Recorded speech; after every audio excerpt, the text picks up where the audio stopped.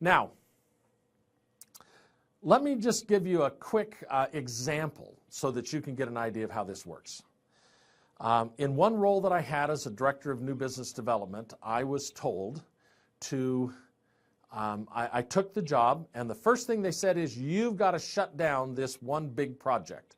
We have 50 people working on this hydrocarbon resins project in East Germany, and it's a disaster. We don't want to do it. It's a bad deal, and we can't get this research guy to stop driving this project. Now, he was a very high-level scientist, the highest level scientist in the company.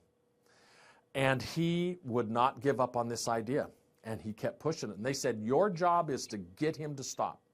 That's your first thing you have to do. Then you can go find other businesses and do other things, but you first have to stop him. So I flew over to Switzerland and East Germany and met with the different people involved in the project and tried to learn what I can do to shut it down.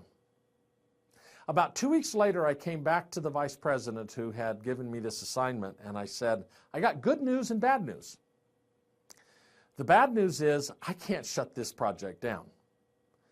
The good news is I don't want to. This is a fabulous project. Let me explain why. And in about 5 minutes, using the top-down commercial approach, I explained why we had to do this project. After 5 minutes, the vice president said, oh man, I made a $100 million mistake, because the German government was going to give us $100 million to build that plant. I said, well, I've got some more good news. The German government will still give us $80 million. He says, yeah, but I have to go tell the CEO that I lost us $20 million because I turned this project down. He said, but it's worth it. What you've described to me tells me it's worth it to take the $20 million hit in front of the CEO, because this is, I agree, a fabulous project. We have to do it. Now, this researcher had been working for, this scientist had been working for 2 years. He had for 2 years tried to sell this idea and couldn't sell it. In 5 minutes, I convinced the vice president to admit to the CEO he made a $20 million mistake. Is that because I'm better looking? Is it because I'm smarter?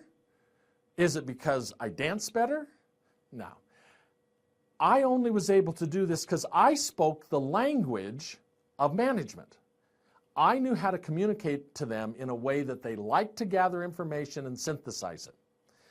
The researcher was telling the journey story. He wanted to tell every amazing thing he had done to make this happen, which just made them more scared of the project.